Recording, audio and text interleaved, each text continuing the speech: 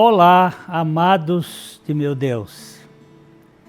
É uma alegria estar outra vez aqui em contato com vocês por meio do nosso programa. O nosso objetivo é sempre de anunciar o Evangelho,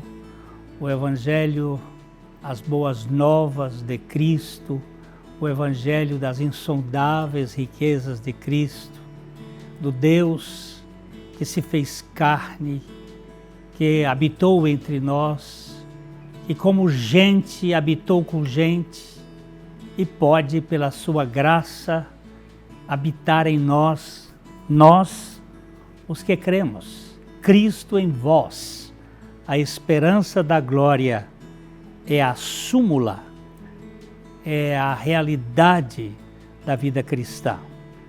Os links estão aí na sua tela, na sua TV, youtube.com/PIBLondrina1 e facebook.com/programa Café e Fé, tudo junto. Você pode ser realmente um aliado nosso. Nós contamos com a sua participação, com a sua colaboração, para que este programa se mantenha diante dos custos que temos. Nós contamos com as suas orações diante das lutas que enfrentamos e que você divulgue para que esse programa chegue num público cada vez maior. Nós vamos às indicações de leitura dessa semana e logo a gente volta.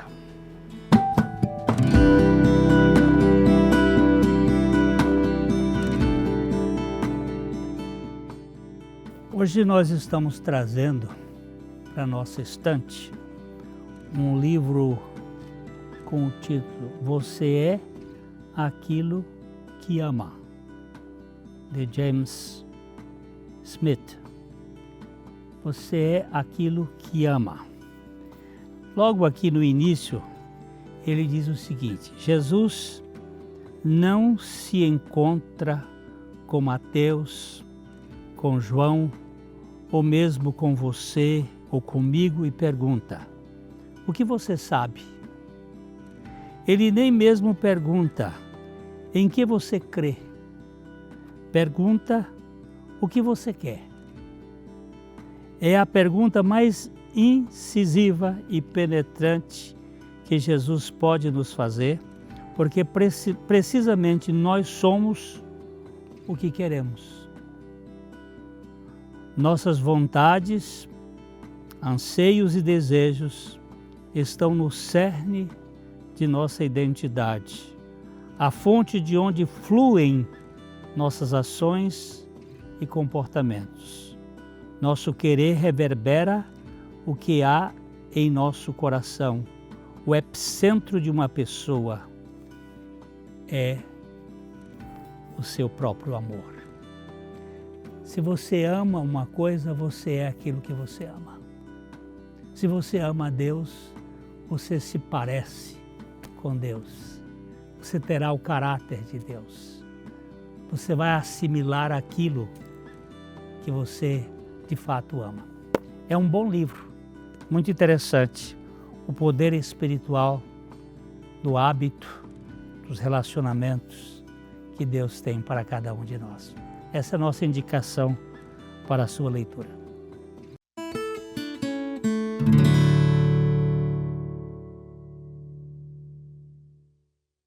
Na Ótica Higienópolis você terá um atendimento diferenciado com as melhores opções de lentes e armações para a sua qualidade de vida, sem abrir mão da estética e moda. E o melhor, você não paga mais por isso.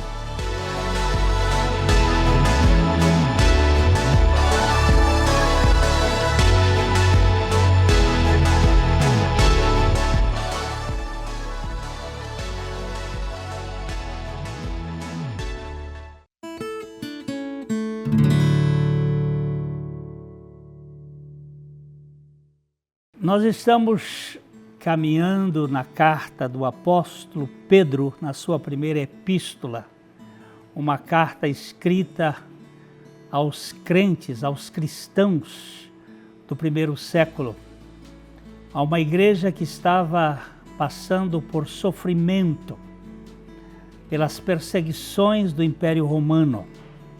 E esta carta tem um fundo dessas lutas que o cristianismo enfrentava. E ele estava falando especialmente àqueles que já experimentaram a obra da regeneração e que podem compreender o que significa de fato a vida cristã. Não adianta você falar estas verdades para o homem velho, para um homem que não foi, para uma pessoa que não foi regenerada, porque ela não entende isto, não há compreensão. A complexidade do pensamento humano, ele não permite o entendimento da simplicidade do Evangelho.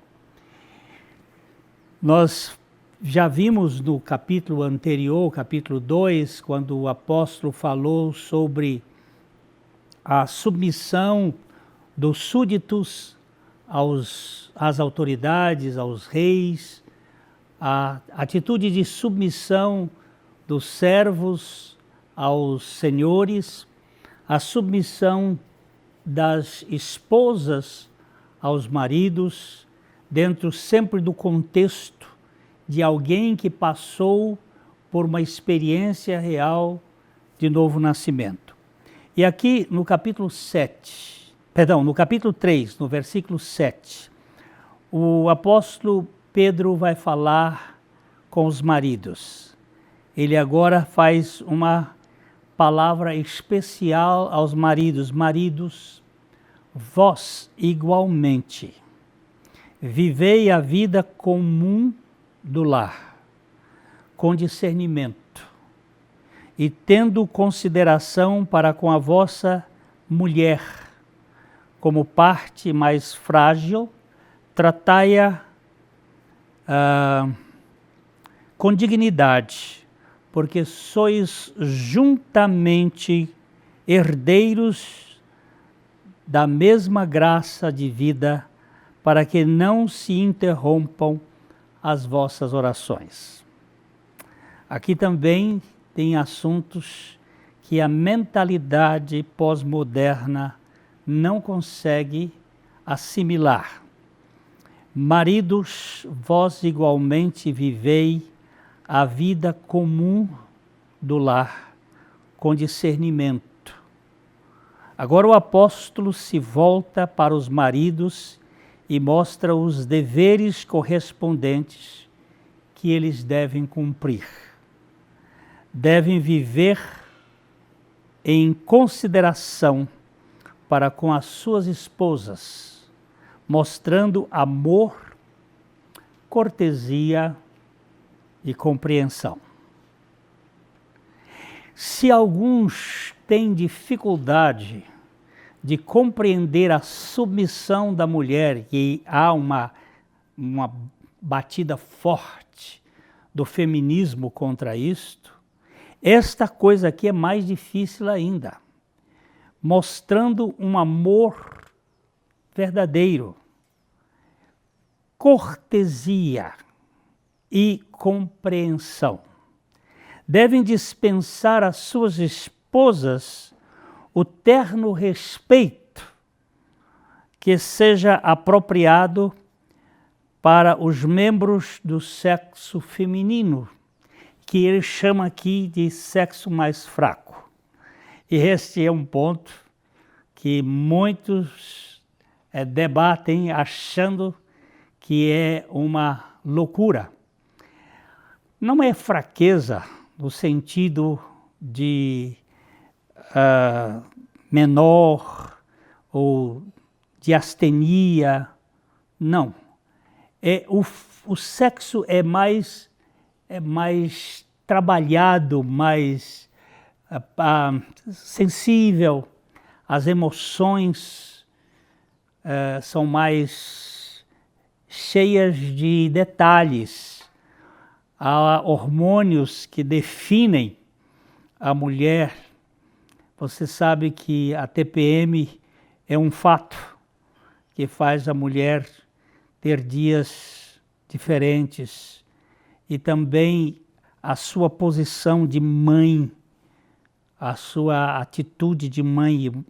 Às vezes a gente vê como elas são sensíveis ao sofrimento dos filhos, e nesse momento elas se tornam mais fragilizadas.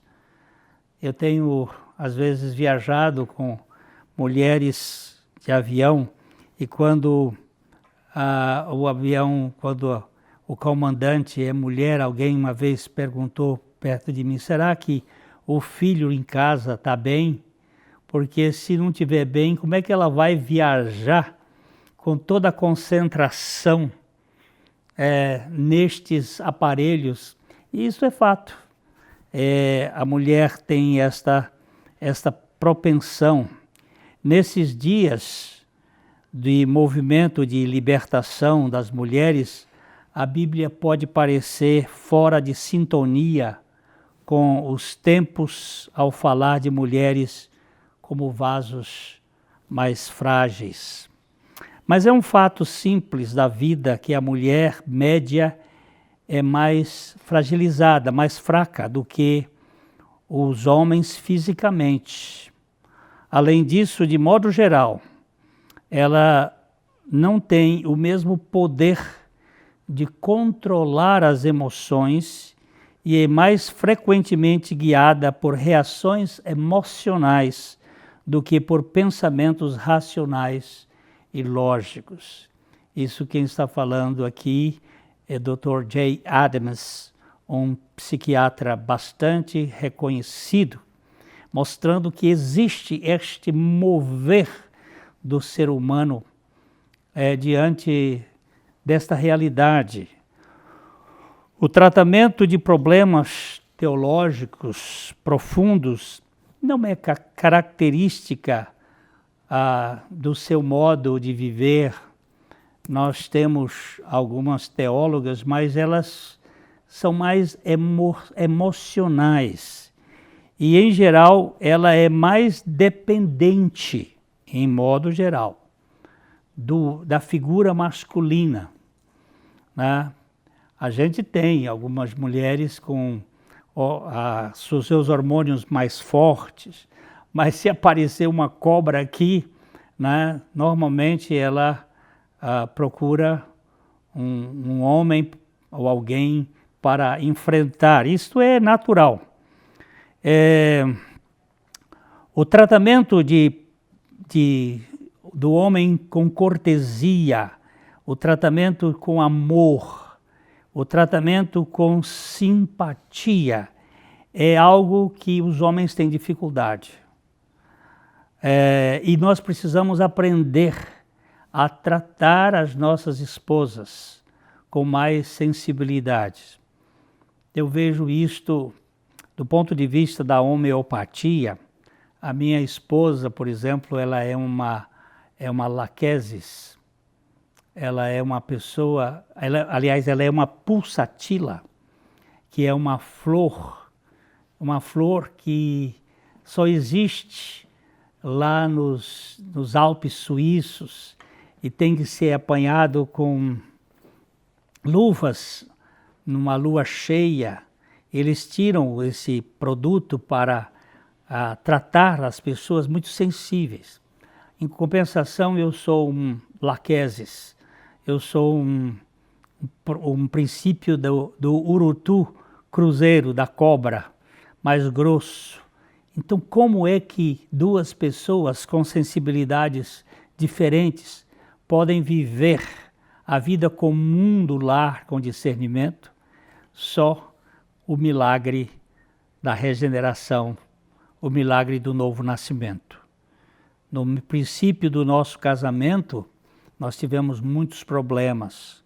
Nós pensamos em divórcio, nós pensamos em separação. Mas quando o Senhor Jesus Cristo entrou na nossa vida, primeiro eu ganhei uma experiência de regeneração já sendo pastor, porque você pode estar na igreja, mas não ser uma nova criatura. Depois a minha esposa, anos mais tarde, as coisas mudaram completamente. Nós não somos um casal perfeito, mas aquele que é perfeito habita em nós e nos dá condições de poder viver a vida do lar com mais discernimento. Nós vamos dar uma paradinha aqui e logo, logo a gente volta.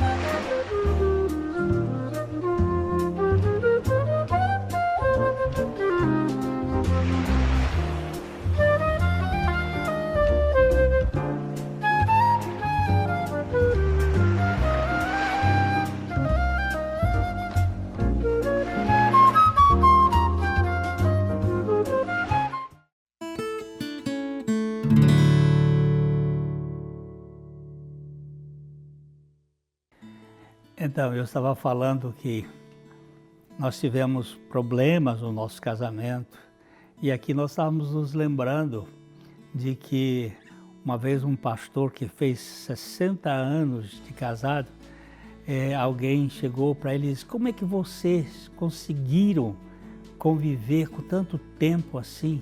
Você nunca pensou em divorciar da sua esposa? Ele disse: divorciar eu nunca pensei, mas matar algumas vezes eu pensei. A gente tem lutas, a gente tem dificuldades, mas é preciso Jesus entrar na nossa vida. Eu não estou falando de catolicismo, de protestantismo, de evangelicismo e de tantos cismos e ismos que tem aí. Eu estou falando de Cristo. Nem estou falando de cristianismo no sentido de um sistema. Eu estou falando de uma pessoa, para que ele mude o nosso modo de ver a realidade, de reagir. Os casamentos, a atitude de um homem para com a sua esposa deve reconhecer o fato de que ela é co-herdeira da graça da vida. Há uma coerência. Não é uma competição que deve governar os nossos lares, mas uma cooperação, um lugar de entendimento. Isto se refere a um casamento no qual ambos são crentes, ambos são cristãos. Embora mais fraca do que o homem em alguns aspectos, a mulher goza de uma posição igual perante Deus e compartilha igualmente do dom da vida eterna. Ela tem a mesma posição de co-herdeira de Cristo. Além disso, ela é mais do que igual ao marido em trazer nova vida física ao mundo. Quem é que pode gerar uma criança?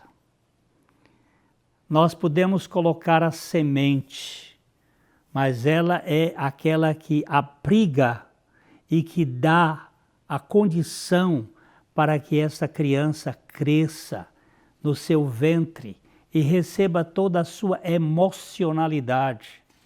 Existe a questão da genética, que é de ambos, mas a congênesis, que é a gestação, ela é um privilégio exclusivo da mulher. E ela precisa estar sabendo que tem um ministério maravilhoso e os homens entenderem que isto é algo preciosíssimo. Alguém tem que entender que a mulher precisa de cuidados. Quando há discórdia no relacionamento, a discórdia produz impedimento nas orações. Você não pode ter orações sendo levadas a Deus quando há ressentimentos e discórdias na relação.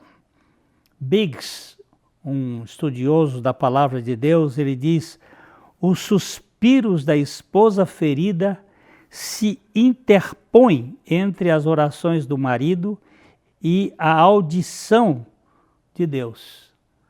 Vai gerar uma coisa: como é que eu posso estar sendo sincero quando a minha esposa está sofrendo alguma mágoa de maus tratos que eu provoquei? A Bíblia fala sobre não deixar que o sol se ponha sobre a vossa ira. Quando há desavenças, nós devemos tratar isto para que não crie uma barreira nos relacionamentos. Também é muito difícil para um casal orar junto quando algo está perturbando sua comunhão. Para a paz e o bem-estar do lar, é importante que o marido e a mulher observem algumas regras básicas. Nós vamos aqui elencar algumas regras.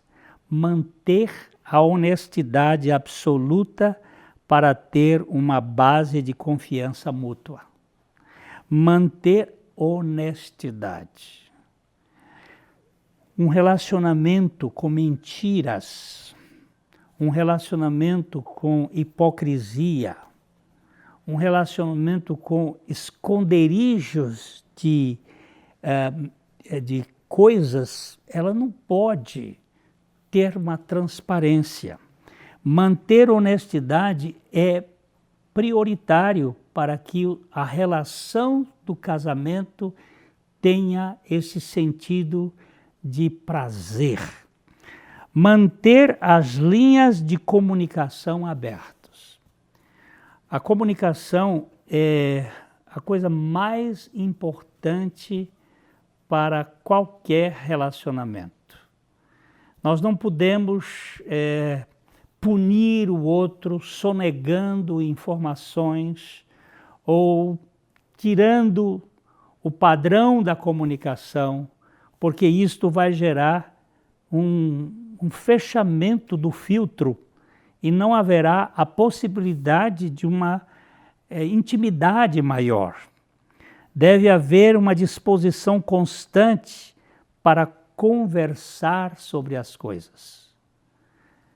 O que mantém um casal saudável é, em primeiro lugar, a comunicação. E manter isto aberto. Quando o vapor aumenta na caldeira, uma explosão é inevitável. Então nós precisamos tirar essas pressões, né? Senão isto vai gerar algum desconforto nos relacionamentos. Conversar inclui a disposição de cada um dizer sinto muito e de perdoar, talvez infinitamente. Quando os discípulos de Jesus perguntaram quantas vezes se deve perdoar? 7 vezes? Porque os rabinos diziam que você devia perdoar qualquer coisa até 3 vezes. Além disto, sangue de barata. E Pedro colocou 7 vezes, que é um número bem maior. Jesus disse, não é 7 vezes, é 70 vezes 7. E a interpretação que Lucas dá sugere ao dia. 70 vezes 7 ao dia são 490 vezes. Ou seja, a cada 3 minutos está disposto a perdoar. Porque se eu não perdoo, sabe o que é que acontece? Eu apodreço. Eu vou ficando com aquela mágoa dentro de mim, aquilo vai gerar um mal-estar no meio em que eu estou. Então, eu tenho que aprender isto, que perdoar é uma questão que eu não posso. Então, o relacionamento humano precisa de perdão. Sinto muito, eu pisei na bola e o outro perdoar infinitamente. Ignore pequenas falhas e idiosincrasias, porque cada um de nós tem estas coisas próprias. O amor cobre uma infinidade de pecados. Pedro vai dizer isto mais adiante nesta carta. Não exija perfeição nos outros quando você não é capaz de produzi-la em si mesmo. Tem gente que quer que o outro seja perfeito, mas ele não é perfeito. Esforce-se pela unidade nas finanças, evite gastos excessivos, compras em parcelas e o desejo de acompanhar os vizinhos com aquilo que eles têm. Isso aí desgasta os relacionamentos. Lembre-se de que o amor é um mandamento e não uma emoção incontrolável. Amar significa tudo o que está incluído no capítulo 13 de 1 Coríntios. E ali tem uma lista que eu vou deixar para você olhar aquele capítulo, porque o nosso tempo não vai permitir. O amor é cortês, o amor não se exaspera, o amor não fica ressentido. Isso o impedirá de criticar ou contradizer seu parceiro na frente dos outros. O amor o impedirá de brigar na frente dos seus filhos. Vocês podem discordar, mas não brigar. O que pode comprometer a segurança deles, esta guerra que muitas vezes é travada dentro dos casamentos. Então, maridos, a liderança é sua. E você é que tem que produzir este campo de relacionamento entre a sua esposa e os seus filhos. Que Deus conceda a cada um de nós o privilégio de sermos maridos e esposas do ponto de vista bíblico, para que as nossas famílias gozem de um relacionamento que realmente seja saudável. Isso aqui a gente diz de coração para coração. Até o nosso próximo programa.